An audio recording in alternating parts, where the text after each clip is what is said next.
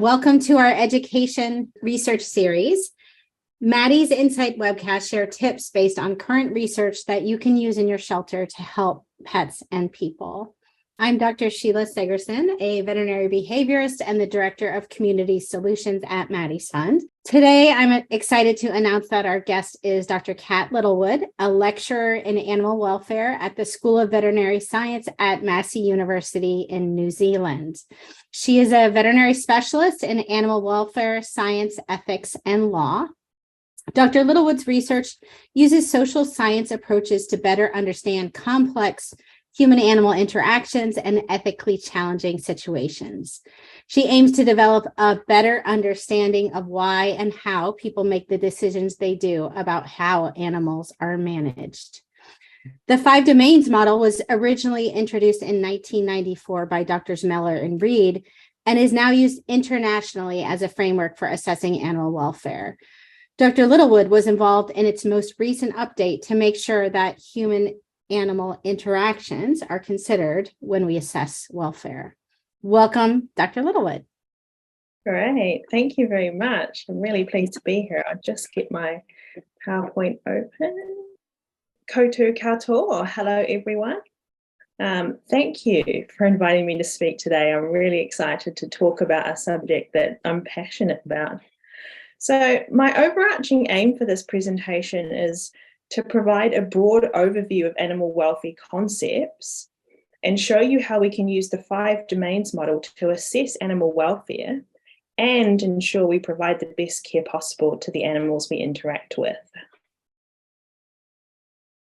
I just have a little page I like to have as part of my presentation. So when I interact with people in the animal welfare space, I do like to remind everyone, including myself, that we're all students of animal welfare.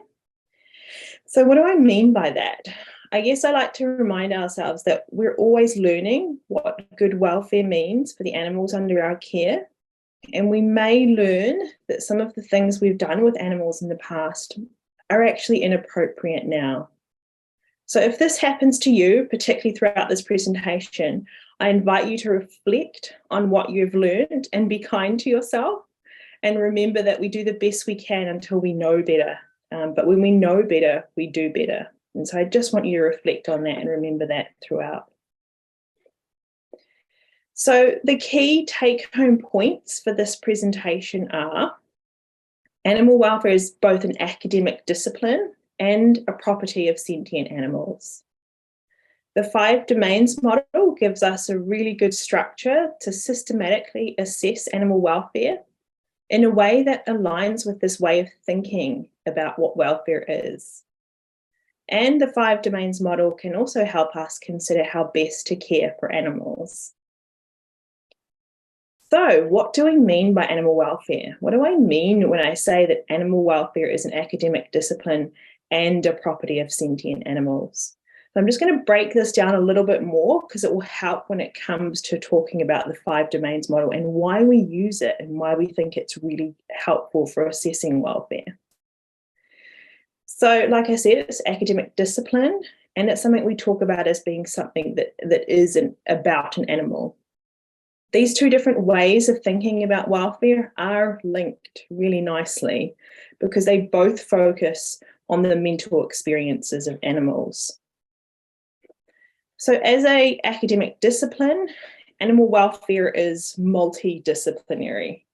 So it draws from multiple different disciplines. Increasingly, we're starting to think of it actually being considered more transdisciplinary because we can also contribute back into multiple disciplines with the knowledge that we're gaining in these different areas. Because animal welfare is a complex and multifaceted subject that has scientific, ethical, economic, cultural, religious, political, and legal dimensions. To help kind of break it down a little bit more, we often break animal welfare down into 3 subcategories. We talk about animal welfare science, we talk about animal law, and we talk about animal ethics. So just a little bit more detail on those. Animal welfare science, people that are more in this space are focused on understanding animals and their mental experiences. So they might be in disciplines of health, They might be working in physiology, neurophysiology.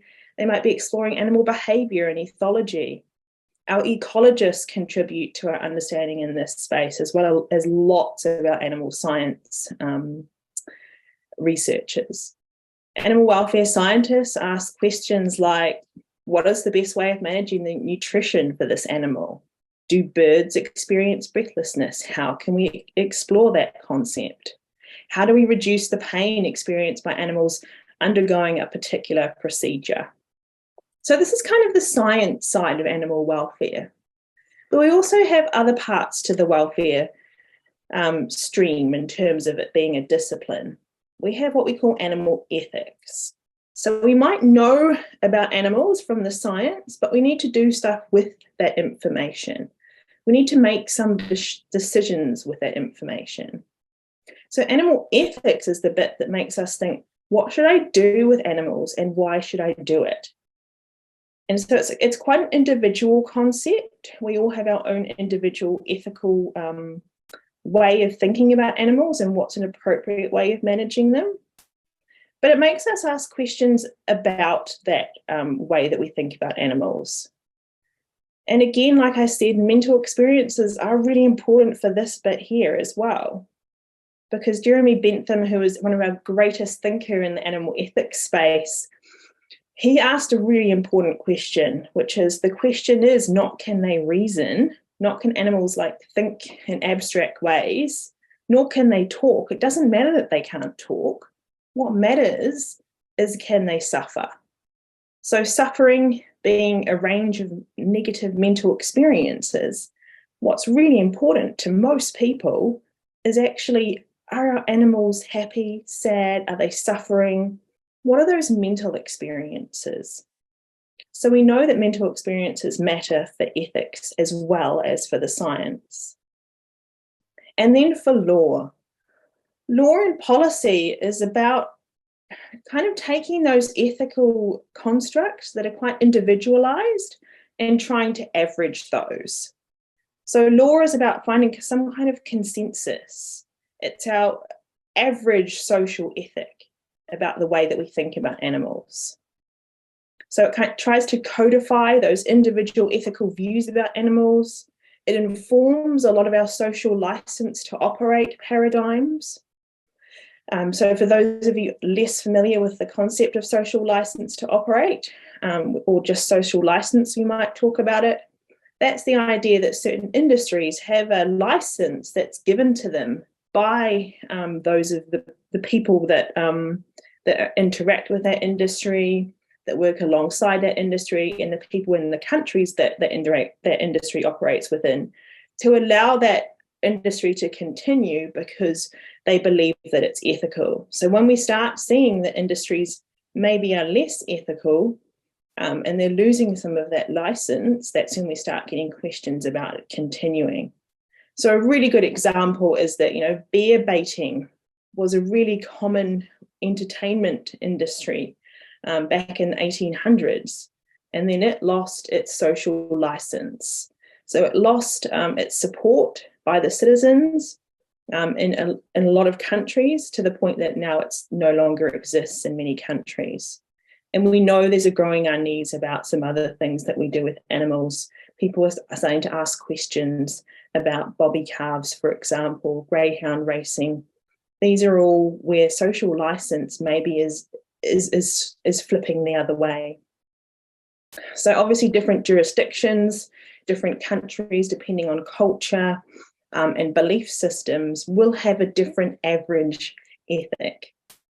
But again, this is making us think that mental experience is our common feature for these, because it is about that ethic and it is about those mental experiences. So animal welfare is an academic discipline. We can study it, we can be academics in the area, but it's also a property of sentient animals. And just a reminder that it's all linked to these two different ways of thinking about what animal welfare is by the focus that they have on mental experiences. And hopefully that's come through when I've talked about the academic discipline. But what do I mean when I say it's a property of sentient animals? So this animal welfare is actually what we're assessing when we're assessing animals and their welfare. So when we think about animal welfare, we think about it being a representation of the overall mental experiences of an animal. An animal has welfare. It's something that they have. And this is what we're trying to assess. What I want you to remember is that animal welfare is not what we give animals. It's not how we manage animals. That's a different concept. That's animal care. Animal welfare is actually those things that we might do with animals or give them. How do the animals experience that? What impact does that have on their mental experience? That is the animal welfare concept. Because what matters to the animal is how they subjectively experience their situation. So this is kind of how we think about welfare in terms of it being a property of sentient animals. This is what we're trying to assess. But if animal welfare is a subjective concept, if it's a way that an animal thinks about their life, how do we evaluate it? How can we assess it? So I cannot know what pain is like in another person. My pain experience, pain being a mental experience, might be quite different to your pain experience. So how do we even think about evaluating it in animals? The answer is we talk about welfare assessment. We try to steer clear of talking about welfare measurement just because we know that what we're trying to get to are those mental experiences. And we can't measure them. We can't measure them in people. It's not an exact science. We try as hard as we can, using as much evidence as we can to assess those potential mental experiences. We've come really far. We have a lot of great evidence that we can use to infer or to kind of approximate those mental experiences. And we ask really robust questions based on all those sciences and those fields that I talked about in the science discipline. They can bring a lot of knowledge to the game, and particularly the neuroscience evidence is showing us a lot of great information about those potential mental experiences that animals are having, but it's not an exact science. And sometimes that makes people feel a little bit uncomfortable, which I totally get. But we need to be honest about that, and we need to say this is what we've got, and this is how we've got there. Now I'm going to talk about the 5 domains model, and the reason I've talked about all that stuff preceding this is because that's why we use this model. So because of what animal welfare is, because it's an academic discipline, it's also a property of animals that are sentient. And I forgot to talk about the idea of sentient animals. So sentient animals are those that have mental experiences, that have the capacity to have mental experiences. So we're still learning about what those animals might be. Largely, we're happy that most vertebrate species of animals are able to have mental experiences. And we're now starting to derive information to say actually some invertebrates can have mental experiences.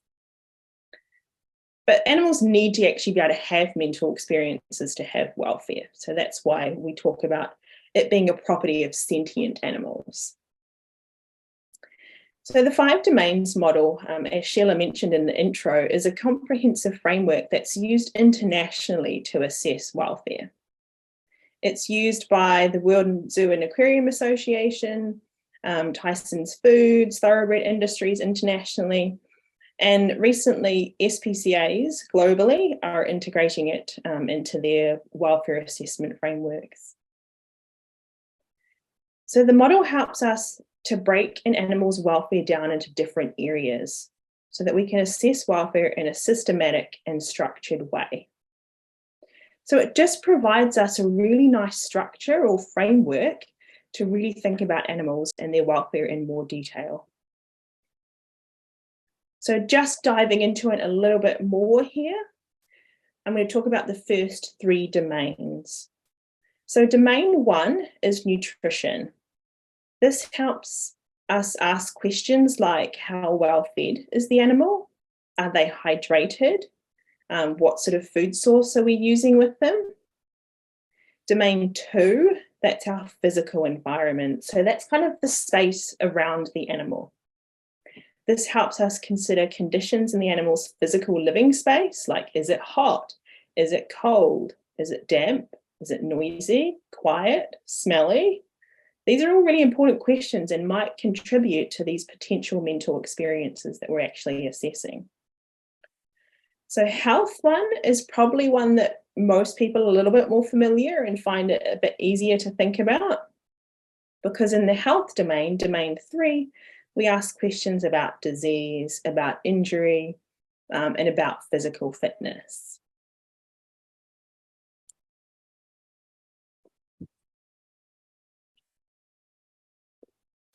So domains 1, 2, and 3, these are kind of our basics. These are our base level welfare. They are really, really important. I don't want to detract from that.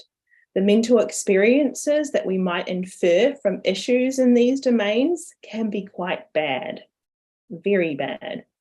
If an animal is undernourished, so if domain 1, if there's some lack in that domain, they're likely to be very hungry. If an animal has a significant surgical procedure without pain relief, they're probably going to be in excruciating pain. So they're very important domains. And we need to make sure we have these covered if we want to even begin to think about positive welfare and making animals happy. But if we put things in place to reduce these mental experiences that might come about as a result of these domains, if we reduce those to kind of tolerable levels, that doesn't imply that the animal's happy.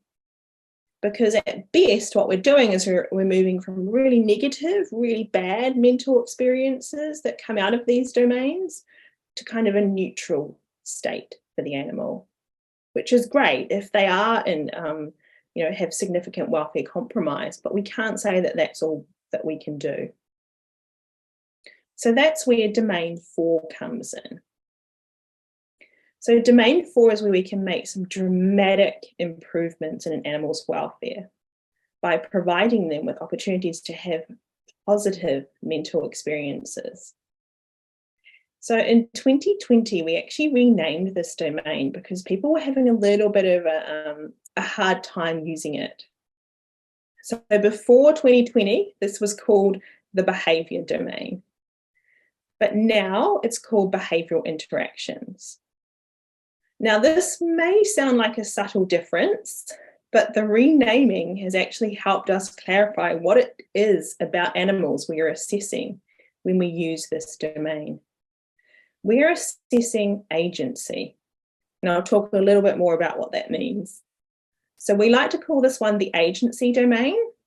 And in fact, there is a version of the model back in 2020 where we were debating about just getting rid of the behavioural interactions and just calling it the agency domain, because that is what we're assessing.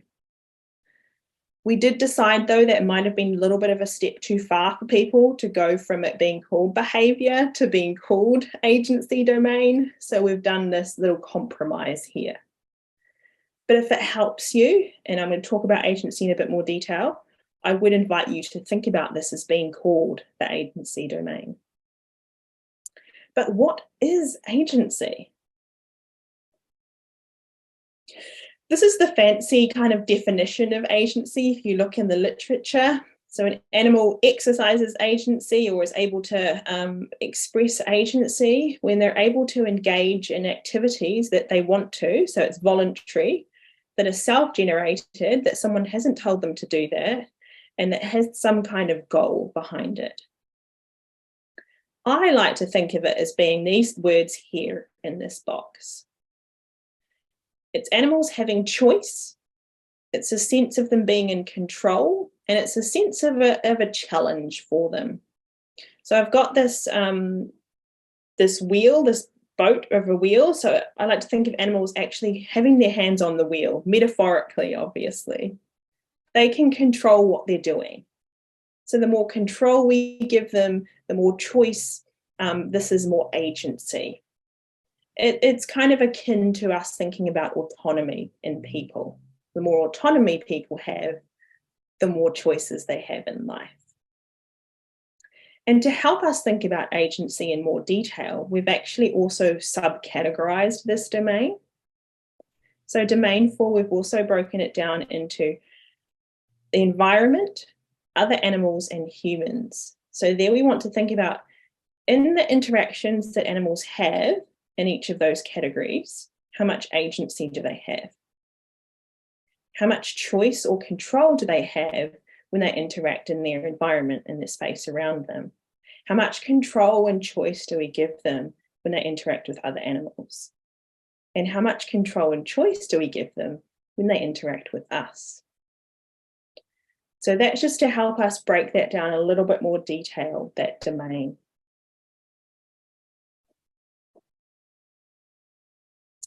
So behavioural interactions, we do have negative experiences associated with this domain as well.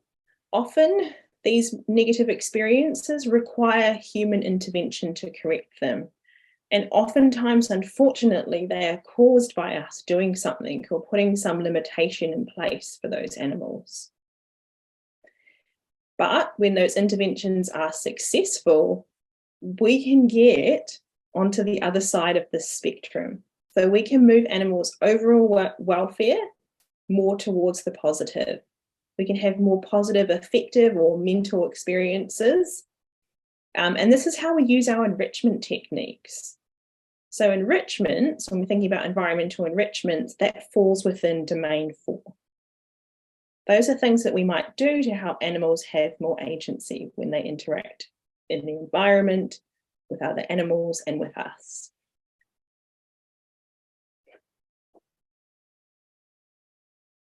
So I already kind of answered this question here. Can we measure animal welfare? We like to talk about measuring indicators of welfare. Because like I said, animal welfare reflects an animal's subjective mental experiences. We can't directly get to these, we can't measure them, we don't have a magical instrument that we can put against an animal's head and have an output of those mental experiences. So using the term measurement it's not defensible in a scientific sense. So what we talk about are indicators, and we can measure those. And then we can use those, and we can use the other evidence that we bring from other disciplines to infer those potential mental experiences. So again, we can measure indicators, but we cannot measure animal welfare. And that's when we think about animal welfare as being those subjective mental experiences. Something I didn't cover earlier is that there are different ways of thinking about welfare. And I didn't go into those in detail because when we're using the 5 domains model, the way that we think about welfare is in terms of these mental experiences. And largely in the contemporary welfare literature, this is where we're going in terms of animal welfare. And most people seem to agree that what we're talking about is actually mental experiences in animals. So what are these welfare indicators that we can measure? I know a lot of us are much more comfortable when we're in the space of, can we measure a thing? And what can we measure? So welfare indicators are observable or measurable variables that provide us information about these potential mental experiences. And broadly, there's 2 categories of these. We have our non-animal-based indicators and our animal-based indicators.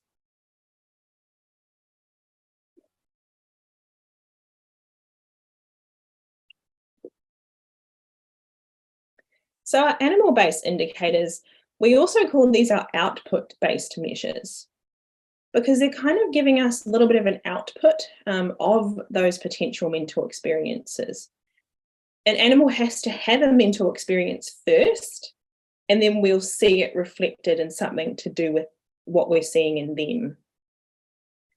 So measures taken directly from the animal itself We categorize them again. They might be something that we observe externally. So body condition score is a potential indicator of the mental experience of hunger. So body condition score and body weight, they're animal-based indicators. They might tell us about the nutritional status of an animal. So we're looking at these ones in domain 1. We can use that information. We can think about, what is it in the body condition score that we're actually measuring? It's telling us about the body fat content of an animal. What is body fat telling us about nutritional status? And then we can use that information to think about the potential mental experience that might come from that. So it takes a while for fat stores to be used up, or for cats or dogs to gain fat stores. So they would probably have to be reasonably hungry for a reasonable period of time if they have lost a lot of fat stores. So it's kind of that level of thinking we're starting to get into when we're thinking about these indicators and what they might mean for mental experiences.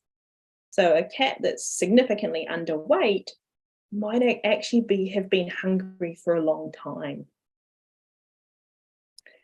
So we can start to make those judgment calls.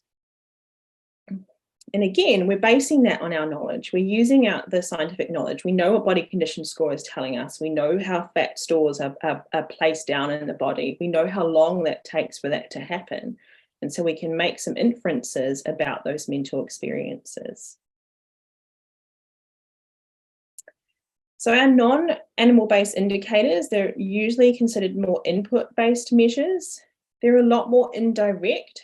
And when I mean they're indirect, I mean they're a little bit further removed from those potential mental experiences. And it takes a little bit more kind of work to actually get and to validate them towards a potential mental experience. We subdivide these again into resource or management-based indicators. And they're quite useful, these ones, because they're a little bit quicker to measure. And you can usually measure them at group level. So if you've got a lot of animals and you're wanting to do more faster assessments, that's when we might bring in some of these non-animal based indicators. They're also useful as a first stage in a welfare assessment process, because we can think of them as being welfare alerting.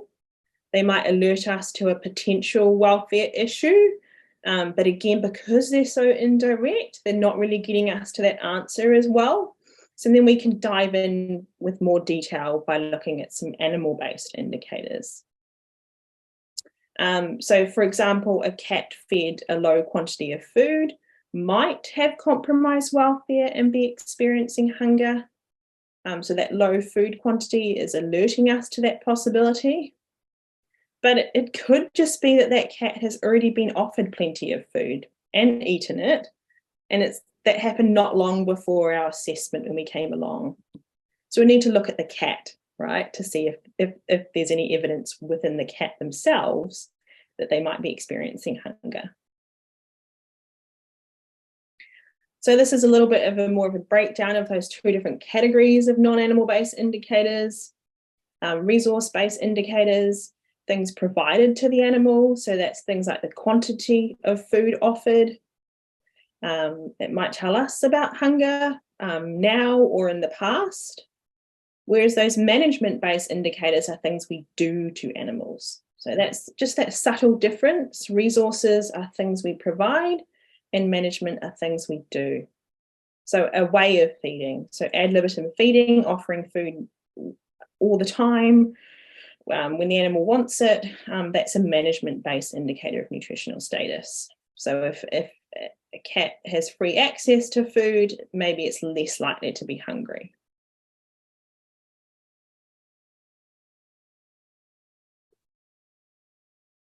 So this is the model again. I've gone through the first 4 domains in detail. Hopefully you're starting to think about how this is used when we're thinking about welfare assessment.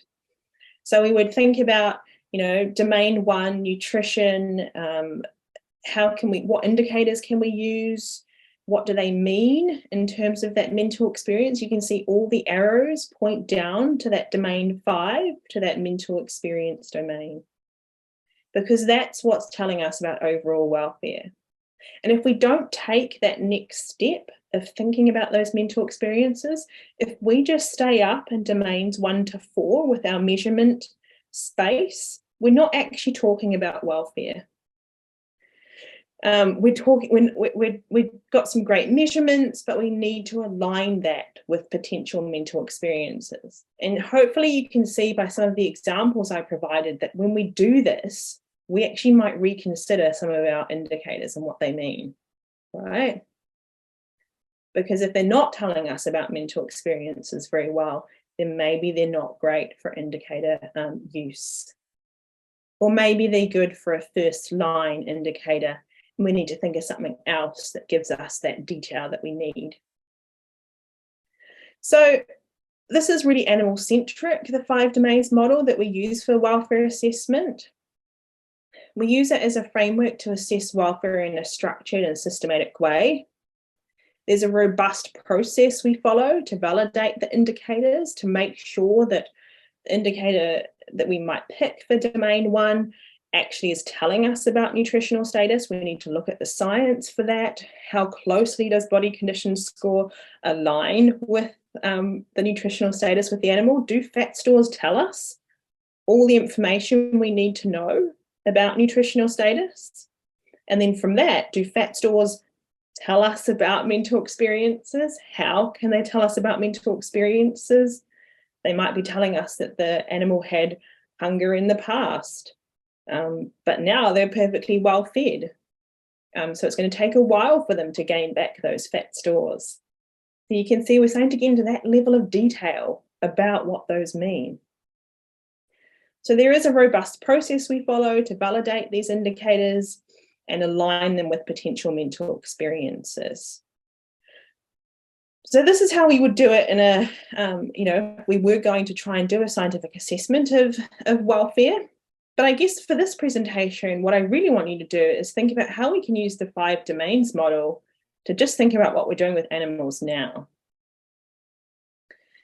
So we can use the basic framework of the 5 domains to consider how to provide the best care we can for animals. So we've been developing this version of the 5 domains, so you'll probably notice a subtle difference. I'll just go back to this one. So this is the one that we use for more robust scientific assessment of welfare.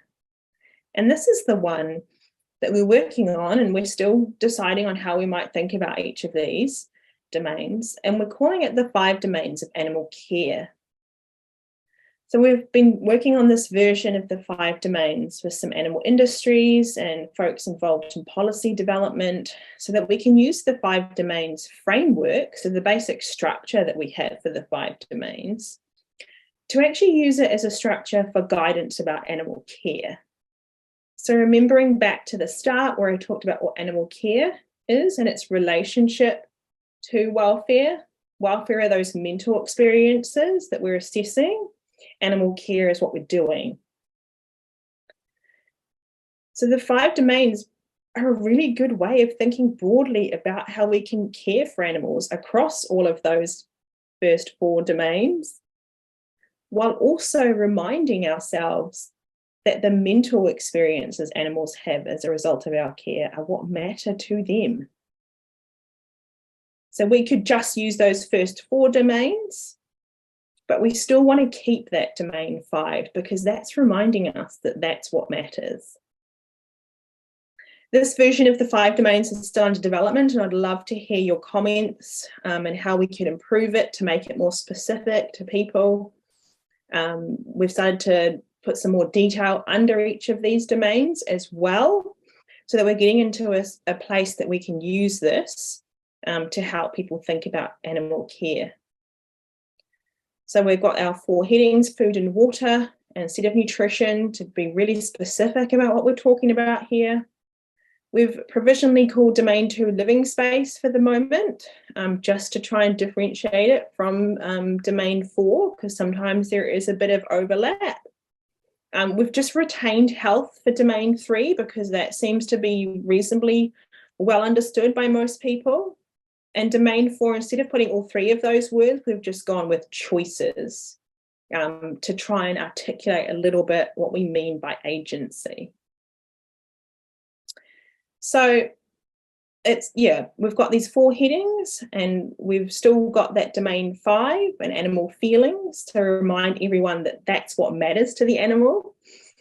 So their subjective experience of the care we provide them is what matters. So I just want to give you a classic example of how this distinction might work. So we might provide a ball toy to an animal in their enclosure. That is something that we might give them. We might think, that's giving them some choices, that's giving them some options. But if the animal doesn't interact with that ball toy in a positive way, but it also doesn't have a negative experience associated with it, has no interaction, is that impacting on their welfare? And hopefully, after hearing what I've been talking about in this presentation, you can help answer that question for me. Right? Because objectively, that's not really impacting their welfare. Because they're not having a positive experience, they're not having a negative experience. Did that actually do anything for their welfare? So that's the distinction between animal care, is like, providing them with toys and things that we think they might like, versus actually looking a little bit closer and seeing if they do actually like it and they do interact with it. So just a summary of the key points that I've covered today. Animal welfare is an academic discipline. So it's these multidisciplinary areas that sit under it. They've got animal welfare science, which is thinking about questions about animals and improving our understanding of animals. There's still heaps of questions out there, even about our domestic species that we have. And let's not even get into some of our wild animals that we're still trying to understand. Animal ethics is about how we think about animals and how we think about our interactions with them and what's appropriate and what's not. And then policy and law is kind of trying to average the individual ethics of people and get some kind of cohesive way that we might legislate or derive a policy for our interactions. But also, animal welfare is a property of sentient animals. So animals have welfare. It's something that they have, that we assess, and we focus on their mental experiences for this. We use the 5 domains model, and it's increasingly used internationally because it gives us a great structure to systematically assess animal welfare in a way that aligns with this way of thinking about welfare. But what we're moving to now is thinking, okay, we've got this really great structure and we're using it for a scientific assessment of welfare, but can we also use it to help us consider how best to care for animals and to remind people what it is that they need to do for their animals and how best to look after them? Great, that's the end of my presentation. I look forward to some robust questions. Thank you. Thank you so much, Dr. Littlewood. That was super, super interesting. And we do have a couple questions. So our first question is from Nicholas, who asks, what would you say is the primary way that agency improves an animal's welfare? For example, does it alter their perception of the environment, empower them, etc.? I struggle to explain why agency is so important to colleagues. I'm going to answer that first, the last of that, the end part of the question first. So when I'm talking to people about agency and trying to explain why it's so important, I like to give human examples. I didn't have time to talk about it in there. But the classic human example I give is that we remove agency from people as a form of punishment, right? So we imprison people and we take away a lot of their ability to choose what they do when they've done something that we believe they shouldn't have done. And we know that when people have more choices in their lives, in their jobs, that they're happier. When people kind of have less choice in what they do, it does limit them. So for me, when I'm talking to people about agency in animals, I actually talk about humans and human agency and autonomy and how it's perceived by us. You know, if I go on a long haul flight and I'm very restricted in what I can do, that's very limiting for me. And I have some negative experiences associated with that. But when I'm given lots of choices, when I'm in it, like the job that I'm in now, for example, where I have a lot of choice about what I do, it's really great for me. Thank you. Our next question is from Monica Wiley, who asks, so the 5 freedoms are components of the 5 domains of animal care? Yeah, so the 5 freedoms was a concept that came about quite a long time ago, and the 5 freedoms and the 5 domains have some similarities, but the 5 freedoms we tend to avoid using them now because, and they were great when we first came up with them, when we were first thinking about welfare. You know, we were doing some terrible things with animals. There was bear baiting. There were some things that were quite bad. And the 5 freedoms made us think about those things and improve our interactions with animals. The problem with the freedoms is they're really negative focused and they don't invite us to think about opportunities for animals to have positive experiences. Another issue with the 5 freedoms is that talking about freedoms, it's really hard to achieve certain freedoms. You know, freedom from hunger. Can animals ever be free from hunger? And more importantly, do we actually want them to be free from hunger? Because hunger makes us eat, right? Thirst makes us drink. You would have seen me having a drink a couple of times because I got thirsty. If I don't have that negative experience, if I'm free from having it, like if I don't ever have it, I'm not going to drink, and I need to drink to survive. So yeah, we find the freedoms and their framing now a little bit unhelpful when we're talking about welfare, just for those reasons. But they were great when they first came about to make us think about animals. Thank you. And as a follow-up, Megan asks, how would you suggest an animal welfare organization communicate a shift from the 5 freedoms to the 5 domains so that it's understandable to their staff, volunteers, supporters, etc.? Yeah, so I've been having discussions with different organizations globally who are moving from the 5 freedoms to the 5 domains. And for the previous question, I talk about some of those reasons of why the 5 domains might be a little bit more helpful for them to use. Yeah, so a lot of the things I answered for the previous question. And you can bring some of those 5 freedoms if that's more understandable to people that are working in the organizations, and you can explain how they might work within the 5 domains framework, and explain why we use that differently. I also would say that the 5 domains invites a little bit more agency for us when we're thinking about ways, so it's not so prescriptive.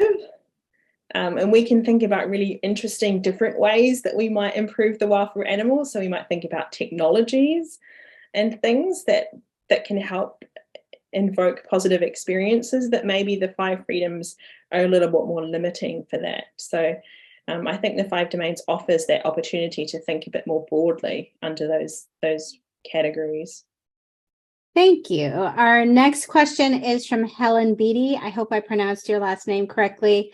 A really interesting question, but a little bit detailed. So I thought it might be valuable for Helen to ask her question herself. Please go ahead, Helen. Thank you. Hi, Kat. How are you doing? So my question relates to the balance between ethics, policy and law, and what we know about animal welfare. So with that context, what I wrote was, do you have a comment on the issues that arise when social license to operate creates perverse outcomes for the animals? So for example, our bobby calf industry here in New Zealand, where arguably the 10-day life is a construct to give social license to operate, but actually results in some poor animal welfare outcomes for bobby calves, such as separation, the mixing, learning to drink out of a feeder, transport, spending time in leerage before slaughter. And that the immediate death of bobby calves, even though that's a horrible idea, is actually possibly a better outcome for them, noting that the best option would be to raise them up and give them a good life. So in this instance, policy and law has been controlled by social license to operate, not what we know about animal welfare science as a discipline, nor what we understand about their intrinsic animal welfare. And we could say the same about gassing one-day-old chicks, which is a better as opposed to maceration, which is a better outcome, but it doesn't have a lot of social license to operate. So at what point do policymakers need to let ethics and what we understand, so ethics and animal welfare science, override the social license to operate, which is only the average, when, to your point from the start of the presentation, we know better? That's a complicated question. It's a good question, but I don't know if I have the answer to that. If government are supposed to be representing the people, and the people say one thing and they do the opposite, even if it has good evidence behind it, that puts them in a tricky position, because obviously they need to think about the voting and the voters, vote with their feet, for example. So there's always going to be that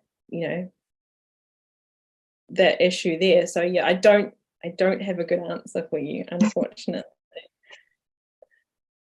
But it's an excellent question, and one we could probably talk about for a very long time. Yeah. All right, thanks, Helen. So next question is from Sherry, who says, there are many different definitions and approaches to understanding animal emotions. How would you define animal feelings in terms of the 5 domains? I guess I'm not quite sure what you mean by that question. Allison, can we unmute Sherry so Sherry can explain her question a little better? Hi. Yes, thank you. I'm trying to understand when you're saying that these 5 domains lead to 4 aspects lead to the animal's mental state and its experiences. And we can't necessarily measure those mental states. How are we defining what those feelings are? Are we defining them as discrete emotions? Are we defining them on a spectrum from negatively valenced to positively valenced? Because I think the way that we will define the feelings will actually be important in terms of determining what species this domain actually applies to. For example, invertebrates, we know that they do have feelings now. So I guess my question is, what is that definition, and how does that relate to which species are thought to actually have those feelings? Yeah, so I feel like there's a lot of things to unpack in that question, but something that you mentioned is, is it discrete feelings or is it a spectrum of feelings? And we talk about the individual experiences first, and we don't try and average those, because they are different experiences with different valences and different qualities to them. I mean, I don't know how you could compare pain and hunger and breathlessness. They're all negative experiences, but they might have different value to different animals and in different contexts. So what we try to do is just get to those individual experiences, and then there has been attempts to try and grade welfare, so using those different individual experiences to try and come up with a overall assessment. But again, that has to be done in a way that's honest, because we know that these are mental experiences that we're talking about. We're not able to average them. And, trying to weight different domains is also problematic. How important is domain 1 versus domain 3? So I think that speaks to that part of your question. And then to the part about like invertebrates and animals that are able to experience, like I said, this model applies to animals that we regard as being sentient. So if we can identify particular emotions in those animals, then that's what we would be evaluating. What we do run into issues, though, is it's hard for us as people to think about mental experiences that we have no way of imagining. So like, I have no idea what it might feel like to have echolocation, for example. What is the mental experience underlying that? So sometimes we might have to just put a placeholder in there to say, you know, we imagine there would be an experience with that. Can we get some more information? These are more questions for scientists to answer. So hopefully that answered most of your question. Thank you. Yes. All right. Our next question is from Heather, and I think we're going to need to have Heather specify a little bit more about her question as well. So she's asking, could you say that the 5 domains supports a case management approach? So an approach we use in the United States in terms of caring for individual animal needs. Do we need a little more explanation there of Heather Coleman's question? So the 5 domains is more focused on individual animals. So we do tend to use it to assess individual animals, but we have also used it to assess animals in groups. In those situations, we'd probably be using more of our non-animal based indicators as alerting indicators, and then doing more of a deep dive into individual animals that might present a risk. So we can use it in both ways, but the 5 domains does, like you have actually picked up on nicely there, have more of an individual animal focus. Does that answer your question, Heather? Or is there any addition to it? No, that's very helpful. Thank you. I think something that stood out to me in thinking about the toy example, we would need to know, what the animal's preferences for toys or enrichment are in order to have a positive impact on their welfare. Yeah. Thank you. Yeah. Thanks, Heather. Our next question is from Annie, who asked, could you provide some examples of how pet parents could provide positive behavioral interactions or agency for domain 4? Thank you. I think Heather kind of touched on that a little bit, which is finding out their individual preferences as well. And I didn't talk about this in my presentation, but we do know that animals have individual preferences for particular experiences. So I guess it's providing a range of options for animals in those situations and thinking about how we can provide them with more choices. Thank you. Yeah, I don't know if that answered your question fully. It sounded good to me. So our next question is from Lindsay, who says, great talk, Kat. Do you think that an abundance of many choices can ever cause frustration in some animals? That is limiting choice ever beneficial? I'm thinking of the human psychological reaction to too many choices causing stress. Yeah, absolutely. If animals are in an overwhelming environment that is overstimulatory for them, then that has the potential to be problematic for them. Something I didn't talk about is the idea of competence. So animals have to develop a level of competence to have the agency that we provide them. So, for example, we can't take a lab rat that's been used to having no enrichment and suddenly put it in a really complex environment that's likely that they haven't developed the capacity within their lifetime to interact with. We probably want to do more of a slow introduction to develop what we call their competence to have those interactions. Because, there is definitely the potential for them to be frustrated, to have them overwhelmed and overstimulated by too much agency. So we've actually got an article that we're writing at the moment that delves in a lot more detail into this agency domain. And we break it down into the different things I talked about. So choice, control, and we talk a lot about competence in there. So look out for that one. It should be coming out soon. We're just finishing up the draft of that. But hopefully that will answer some more of your questions about going too far the other way. Thank you. We still have many additional questions. I don't know if we're going to be able to get to them, but we'll try to get to a couple more at least. Diana asks, can you give some examples of how to provide agency in an animal shelter setting where animals need to be contained to spaces where it's difficult to exercise agency? Yeah, so I mean that's a tricky one. I guess we need to think broadly across those 3 different categories.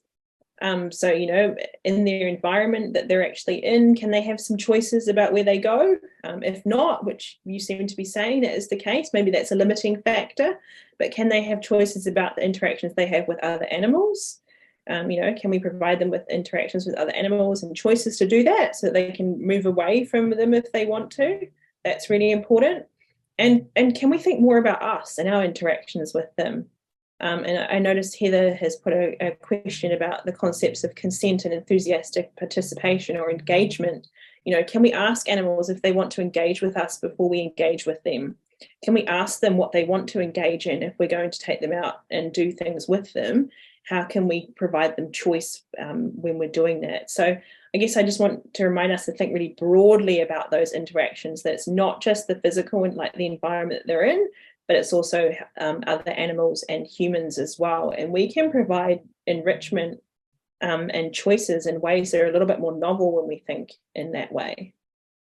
Thank you. And I also can't help but add, because it's a topic that I'm very passionate about, that when we're housing animals for more than a couple days and they're in fairly confined spaces where they can't exercise agency, that's why foster care is so valuable and so important, because it tends to be a location where they have a lot more opportunity and agency.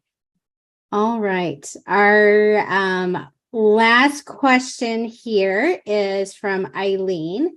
How do you see this model interacts with the One Welfare framework to assist people grasping well-being and care from a mutual-centric view? Love this question, Eileen. Paul McGreevy, who's a really great academic in Australia, has actually just published an article about the 5 domains and integrating with the One Welfare thinking. He's done it in the context of horses, and it's open access, so it's published in Animals. I don't have the link for that, I'm sorry, but we are moving towards that thinking of how the 5 domains falls into thinking about humans and the environment as well. And how we can create those kind of interactions across the space. And I'm looking at a project at the moment where we're actually, just as an interesting exercise, going to use the 5 domains to evaluate the welfare of veterinary team members, to see if actually the 5 domains might be a little bit more of a broader thinking that we can do on human welfare. It's just going to be an interesting exercise that we're hoping to publish as well. But can we use it in different spaces, and how does it cross pollinate with information? So yeah, great question.